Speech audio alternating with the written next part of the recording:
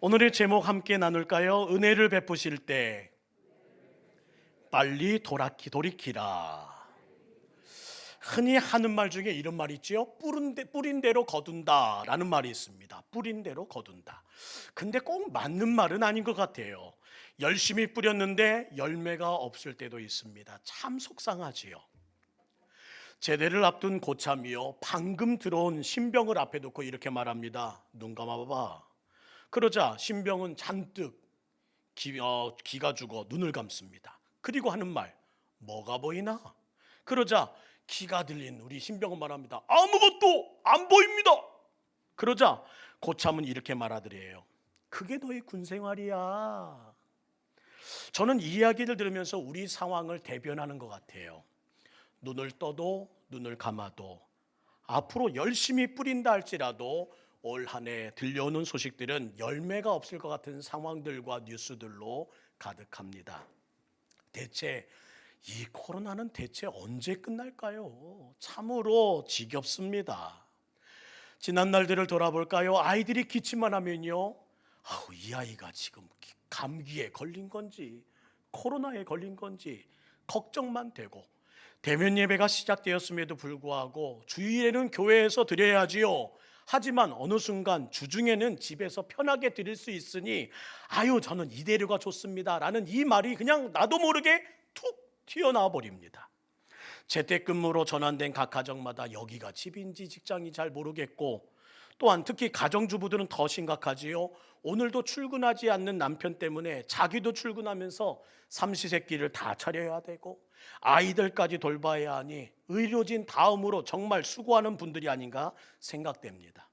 요즘은 또 이런다며요. 직장에서는 이제 코로나 걸려도 그 모든 일에 혜택이 없이 그냥 일해, 그냥 하는 거야, 그렇게 말하면서 지내고 있으니 미국 대통령도 피하지 못한 이 코로나에 걸리지 않기 위한 우리 가장들의 모습은 참으로 힘들기 짝이 없습니다. 그뿐인가요?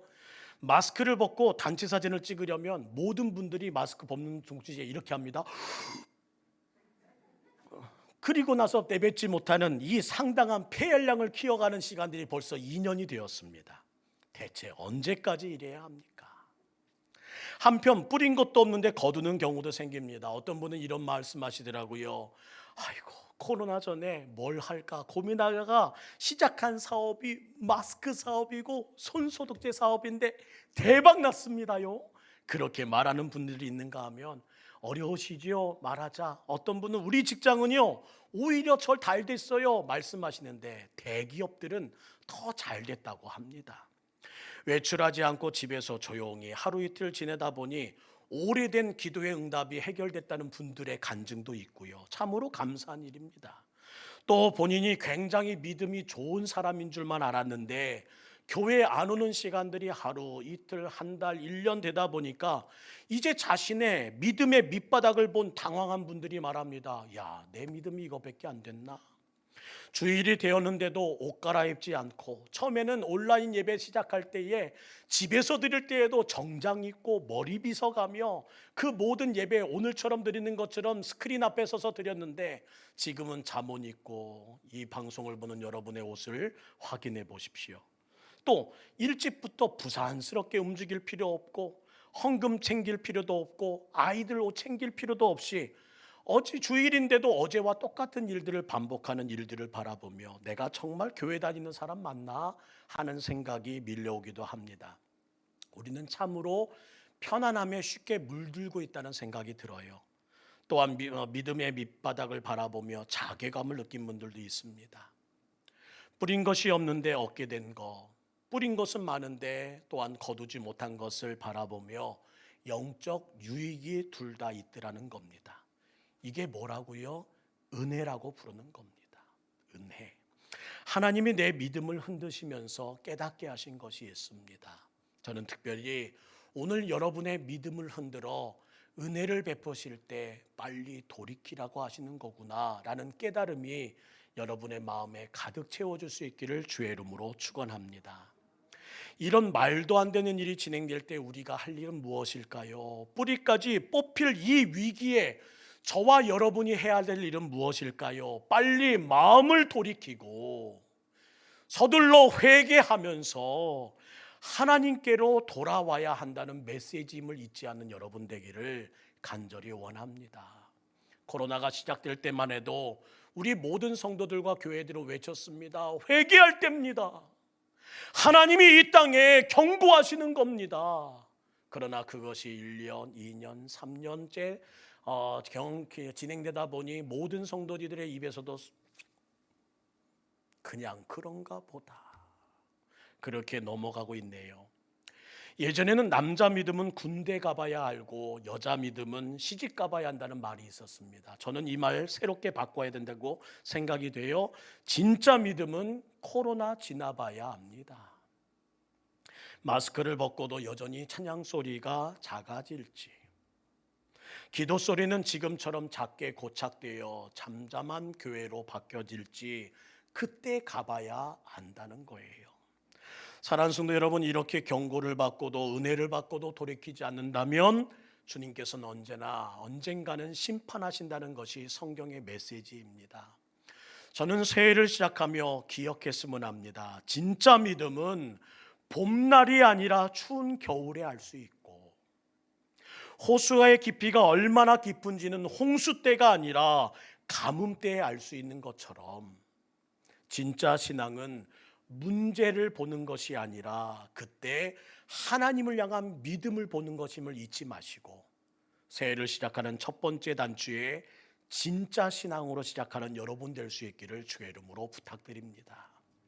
오늘 본문은 문제를 만난 다급한 상황을 우리에게 보여줍니다. 오늘 내용을 좀 설명해 드릴까요?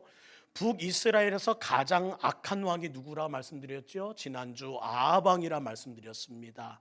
역대에 없었던 악한 왕. 그러나 하나님은 그가 돌이키기를 원하십니다. 그래서 엘리야를 통해 뭘 보여주세요? 하나님의 기적들, 바알과 아세라 선지자 850대 1의 영적 대결을 통해서 승리를 보여주시며 하나님이 참 하나님이심을 보여주셨고, 가뭄을 비를 내리시는 영적 기사를 통해서 이 천지 만물을 주관하시는 하나님을 바라보라 선언하였건만 아합은 여전히 회개치 않고 그 모든 고집을 버팅기다가 오늘 본문에 보면 국가적인 위기, 그 위기가 얼마나 컸는지 아람왕 벳하닷이 침공해 왔는데 그 모든 전쟁이 지금까지 보았던 그 모든 전쟁과는 비교가 안 될 만큼 엄청난 규모로 엄청난 수의 연합군이 몰려왔다. 그걸 보는 순간 숨이 멎을 정도로 이건 끝났다라는 생각이 들었다는 겁니다. 오늘 본문 열왕기상 20장 1절 말씀을 함께 볼까요? 시작. 아람의 벳하닷 왕이 그의 군대를 다 모으니 왕 32명이 그와 함께 있고 또 말과 병거들이 있더라. 이에 올라가서 사마리아를 에워싸고 그곳을 치며, 연합군이 숫자만 많은 게 아닙니다. 볼 때 딱 강력한 무기들로 무장한 것이 보여요. 말이 보이고 병거들이 보입니다. 어마어마한 침략군들이 수도 사마리아를 에워쓰고 공격을 퍼붓기 일보 직전, 이 상황에 벳하닷은 이제 전쟁을 치르지 않고 위협함을 통해서, 협박함을 통해서 그냥 항복하라고 전해요. 3절 말씀입니다. 네 은금은 내 것이요, 네 아내와 네 자녀들도 아름다운 자도 다 내 것인 거 알지? 이런 거예요.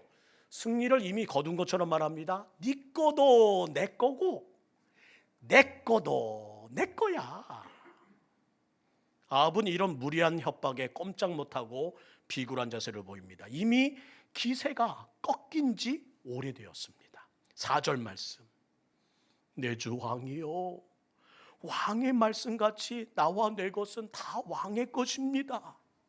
그렇게 강하고 그렇게 세던 왕이 아람왕 벳하닷의 무릎에 조아리는 것처럼 고개를 숙이고 내 왕이요, 내 왕이요, 푹 고개를 숙인 아합의 모습이 보입니다.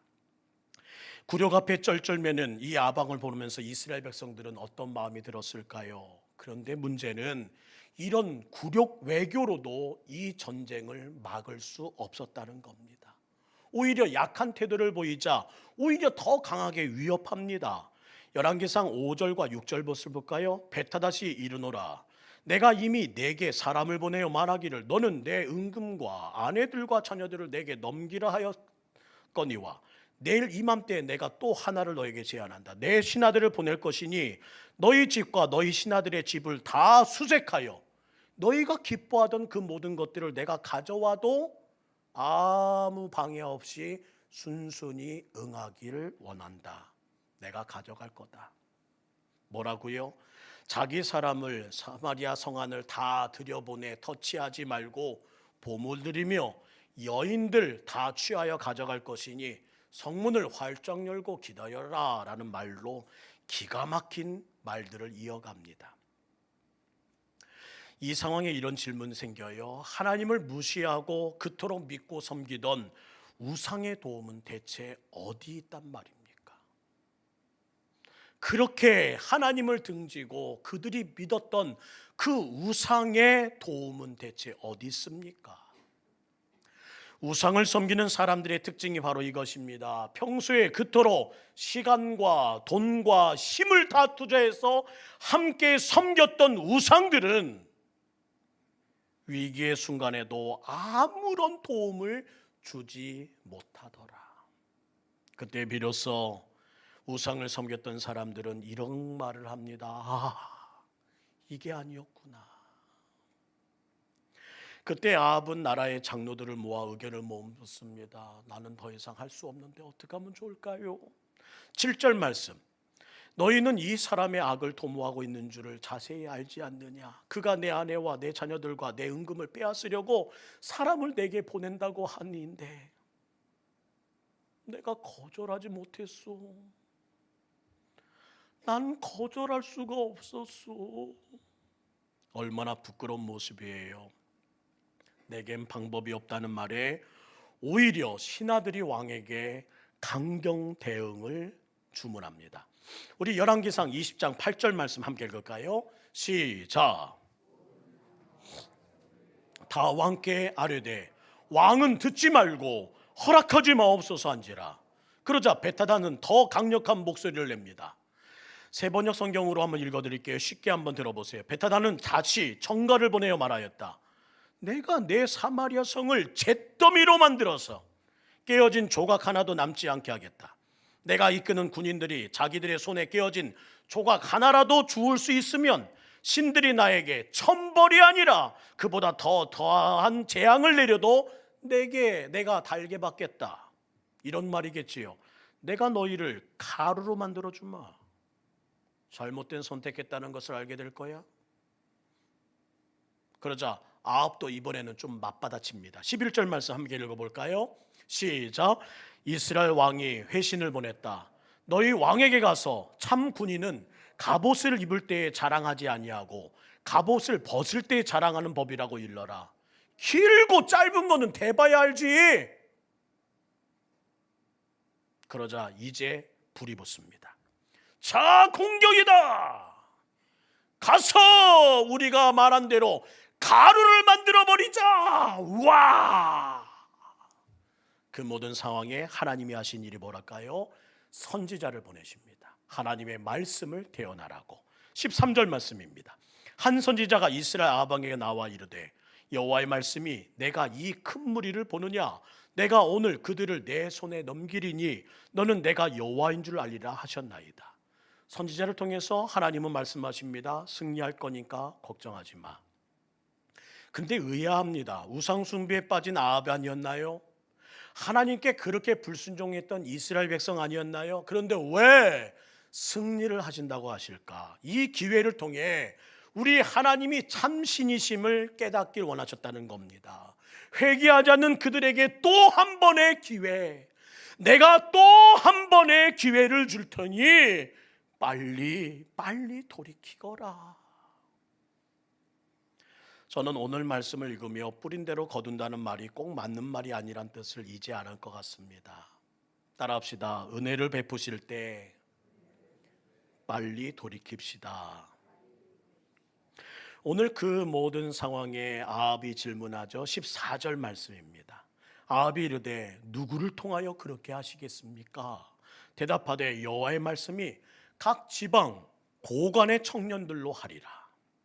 선지자에게 아합은 하나님의 전략을 묻습니다. 그때 선지자가 말합니다. 각 지방 고관들의 청년들로 하겠다. 의외의 작전짓입니다. 고관의 청년, 전쟁의 경험도 없습니다. 그들은 젊은 장수를 최선봉에 세우란 이 말은 어떤 뜻일까요? 베테랑도 아닌데요. 게다가 그 숫자도 심히 적은데요. 하나님, 이게 가능할까요? 라는 질문 앞에 주님은 이렇게 말씀하신다는 거예요. 따라합시다. 상관없어. 상관없어. 하나님, 새해를 시작하는 우리가 그에 대한 전문가도 아닌데요. 나에게는 넉넉한 자본도 없는데요. 주여, 나에게는 돕는 사람도 없는데요.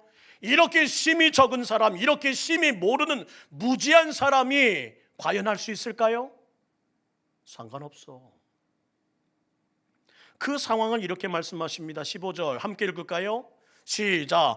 아합이 이에 각 지방 고관의 청년들을 계수하니 몇 명? 232명. 그 외에 모든 백성 곧 이스라엘의 모든 자손을 계수하니 몇 명? 7,000명. 고작 232명. 그들을 지어날 군인 수라고 해봤자 7,000명밖에 되지 않아. 쩔쩔매는 아방을 바라보면서 이미 전의를 상실한 군인들은 죄다 도망가 버렸습니다. 이런 오합지졸만 남았는데 된다고요? 상관없어. 왜요? 이 전쟁을 주관하시는 분은 하나님 아버지시기 때문에. 열왕기상 20장 16절 보세요. 그들이 정오에 나가니 베타다는 장막에서 돕는 왕 32명과 더불어 마시고 뭐하고 있더라? 취하여 있더라. 선지자의 말을 따라 청년 장교들을 앞세우고 공격을 시작합니다. 근데 이때 벤 하닷은 뭘 하고 있어요? 장막에서 32명의 왕과 먹고 마시면서 취한 상태. 위하여! 언제요? 정오에. 우리 교회는 전교인 정오기도 하는 그때에. 차이를 아시겠죠? 그들은 취해 있습니다. 이들이 얼마나 이스라엘 군대를 깔보고 이미 이긴 전쟁으로 그 모든 마침표를 찍었는지 알 것 같습니다. 겨우 200여 명에 불과한 청년들이 다가온다는 것을 보고받습니다. 아하, 이제 화친을 하며 항복하려고 사절단을 보내는구나. 저 숫자로 이 대군을 상대하는 것은 아니겠지? 설마? 그런데 이 설마가 사람을 잡더라는 거예요. 벤하닷의 깔봄이 패배의 원인이 되어 겨우겨우 벤하닷은 간신히 자기 목숨만 살려 떠나갔다라는 것이 오늘 본문의 내용입니다. 사랑하는 성도 여러분, 내 생각으로는 망할 수밖에 없고 내 인생은 끝장이 나야 될 상황인데 오늘까지 붙들어 주신 하나님의 은혜, 오늘 또 기회를 주시는 하나님의 은혜, 또 한 번이라고 말씀해 주신 주의 은혜를 본문을 통해 생각나게 하신다는 거예요. 너도 그런 처지 당했잖아. 너희도 그런 상향 놓여봤잖아. 그치? 내 방법으로는, 내 계산으로는 도저히 헤쳐나갈 수 없는 상황에서 하나님의 계획하심과 당신의 방법으로 모든 일을 처리하여 오늘까지 이끄신 하나님, 그분이 명하노라. 상관없어. 이것이 행복이라오. 세상은 알 수 없는 하나님 선물을 받았습니다. 어려운 일을 만났는데 나를 도와주실 분이 계십니다. 이것이 행복이라오. 하나님의 자녀로 살아가는 것, 이것이 행복임을 다시 깨달으라고 오늘 주님은 우리에게 말씀하신다는 거예요. 아방이 아무리 극악무도한 왕이랄지라도 하나님은 돌이킬 기회를 주셨고, 저들이 아무리 하나님을 버리고 우상을 섬기는 시간에도 하나님은 끊임없이 말씀하셨다는 겁니다. 이스라엘아, 내 하나님으로 돌이켜 돌아오라. 새해를 밝은 우리에게도 새로운 기대 전에 주님께서 이렇게 말씀하신답니다. 은혜를 베풀 때 어서 돌아오거라. 동북교회야, 어서 돌이키거라. 새로운 새해를 기대하는 너의 마음은 내가 안다. 그러나 지금은 빨리 돌이켜야 할 때란다. 동북교회에서 새벽 기도를 다니시는 타 교회 분들이 더러 계십니다. 그런 분들이 하셨던 말씀이 있어요. 목사님 감사합니다. 오늘 맘 놓고 기도하고 갈 수 있습니다. 본인 교회에서는요, 새벽에 조금만 주여 소리를 내면 다른 분이 다가와서 등을 두드린대요. 근데 동북교회 왔더니 담임 목사부터 크게 소리를 내어 기도하지를 않나. 초반에 합심 기도로 이끌어 주시니 너무나 좋더라는 거예요. 그래서 고개 숙여 말씀하십니다. 고맙습니다. 오늘 기도 마음껏 하고 갑니다. 그 말을 들으며 기뻤기보다는 오히려 제 마음이 큰 위기감이 몰려왔습니다. 한국교회 위기가 어디서부터 시작되었을까요? 그 이유를 아십니까? 청년 장교들의 기도 소리가 사라진 후부터입니다. 저희는 베테랑이 아닌데요. 저희는 숫자가 적은데요. 그러나 주님 말씀하십니다. 상관없어. 한국교회 위기는 기도 시간에 묵상이 시작되면서부터 시작되었습니다. 묵상기도 나쁘다는 얘기 아닙니다. 저도 묵상기도 드릴 때가 있습니다. 그런데 부르짖어야 할 때에 부르짖지 않고 그 부르짖음을 잊어버린 교회가 갈수록 많아지더라. 가나의 혼인잔치같이 풍악을 올기며 하나님을 향한 찬양이, 하나님을 향한 기도가 이 자리를 크게 왕왕왕 거려야 할 그때에 마치 장례식처럼 교회가 기도 소리가 들리지 않고 찬양 소리가 들리지 않는구나. 제가 가끔 다른 강단의 설교자로 초대받을 때가 있습니다. 목사님, 설교 마치시고 바로 내려오시면 됩니다. 그러면 제가 부탁합니다. 아니, 오히려 제가 부탁합니다. 간절하게. 목사님, 설교 후에 기도 인도하고 내려와도 좋겠습니까? 아유, 피곤하실 텐데요. 힘드실 텐데요. 그냥 내려오셔도 돼요. 이미 피곤할 거 알고 갔습니다. 이미 힘든 자리라는 거 알고 결단하고 갔습니다. 사랑하는 성도 여러분, 왜 이 말씀을 드린 줄 아십니까? 기도 소리가 사라지면 다 끝납니다. 새해를 여는 우리의 마음 가운데 기도 소리가 사라지면 끝입니다. 가정의 기도 소리가 사라지면 끝입니다. 교회의 기도 소리가 사라지면 끝입니다. 이 나라도 마찬가지입니다. 요즘은 이렇게 광고하시더라고요. 오늘 집회 후에 간식을 준비했으니 모두 드시고 가세요. 여전도에는 간식 준비하느라 은혜 못 받고 그나마 길게 자리를 지키면서 기도하셨던 노 권사님들은 이러다가 내 간식 떨어지는 거 아니야? 하면서 슬면히 일어나셔서 식당으로 자리를 옮기십니다. 이게 지금 안타까운 우리 한국교회의 모습이라는 겁니다. 기억하시지요? 두 무릎에 머리를 박고 기도했던 엘리야는 비를 불러왔고, 야곱은 환도뼈가 부러지면서까지 기도 응답을 얻어냈고, 나이 많은 한나는 술을 취했다는 그 오해를 받으면까지 기도했는데 그 기도 소리가 어디로 갔단 말입니까? 얼마나 세련되시려고 그 부르짖는 기도를 팔아버리셨습니까? 얼마나 멋진 기도가 있길래 청년 장교들의 외치는 소리가 교회에서 다 사라졌단 말입니까? 성경은 말합니다. 너는 내게 부르짖으라. 내가 내게 응답하겠고 내가 알지 못하는 크고 은밀한 일을 내게 보이리라. 엘리야가 요가로 다져진 몸이라 그렇게 기도했나요? 야곱이 씨름 장사라 그렇게 기도했나요? 한나가 교양이 없어서 그렇게 술 취한 자처럼 기도했나요? 아닙니다. 간절했다. 기도만이 살 길이니까, 변화만이 살 길이니까, 도와주셔야 내가 사는 한 해니까 그 간절함으로 기도했다. 하나님께서 우리를 지적하실 때 정죄하고 망하게 하시기 위함이 아니라 어서 깨닫고 돌이키라는 주의 말씀으로 듣는 자가 오늘 현명한 자라는 사실을 잊지 않기 원합니다. 아합은 보여주셨고 아합은 들려주셨음에도 불구하고 하나님의 뜻을 모른 채 오늘 말씀에도 연이어 회개했다는 한마디, 기도했다는 한마디에 무릎 꿇었던 한마디가 없습니다. 그럼 우리는 어떻습니까? 하나님께 우리에게 기회를 주셨습니다. 깨닫게 하셨습니다. 또는 힘들기도 하셨습니다. 그 모든 과정 가운데 우리의 모든 삶이 올라갔다 내려갔다를 반복하는 오늘을 살아갑니다. 그런데 새해라고 말해요. 오늘 주님께서 우리에게 말씀하시는 것은 이겁니다. 새해가 밝았구나. 빨리 돌이키거라. 은혜를 베풀 때 빨리 돌이켜야 한다. 소리를 지르며 기도하는 사람 보고 이렇게 말씀하지 마세요. 야, 하나님이 귀머거리냐? 타박하지 맙시다. 그 사람은 목소리로 기도하는 것이 아니라 지금 간절함으로 기도하고 있는 상황입니다. 심장이 타는 것 같아 침묵으로 묵상으로 기도할 수 없어 오늘 절규하는 소리로 하나님께 나가고 있다는 사실이에요.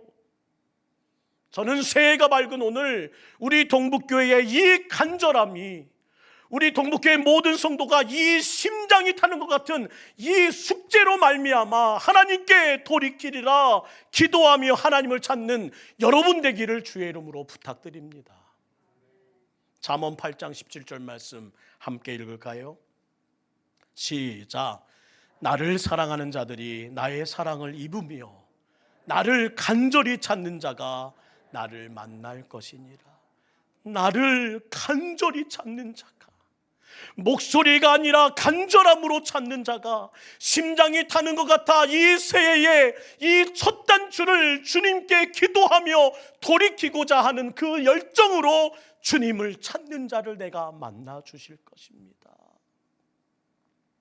세상에서 제일 지혜로운 사람은 어려울 때 하나님께 도와달리는 사람이요, 세상에서 제일 어리석은 사람은 이 어려울 때 세상의 방법을 찾기 위하여 눈을 돌리고 세상 사람들에게 도와달라고 구걸하는 사람입니다. 현명하십시오. 저는 여러분의 기도의 소리에 데시벨을 좀 높였으면 좋겠습니다. 새해 우리의 각오는 하나입니다. 주여, 내 기도 소리를 높이겠나이다. 내 삶을 돌이키기 위하여 내가 목소리가 아니라 간절함으로 기도를 시작하며 내 심장이 타들어가는 이 모든 상황의 어려움을 주님께 내어놓고 승부를 걸겠습니다. 하나님의 뜻을 하루빨리 깨달아 돌이키기를 간절히 원하시는 주님의 거룩한 시선이 오늘 여러분을 향하고 있다는 사실을 잊지 않기를 원합니다. 누가 날 쳐다보나? 오늘은 누가 날 쳐다보나? 하나님이 두리번거리며 오늘도 주님을 향하여 시선을 고정한 자들을 찾고 계십니다. 누가 날 쳐다보나? 그러다가 우리의 눈이 마주칠 때 주님 말씀하세요. 눈 맞았다, 눈 맞았어.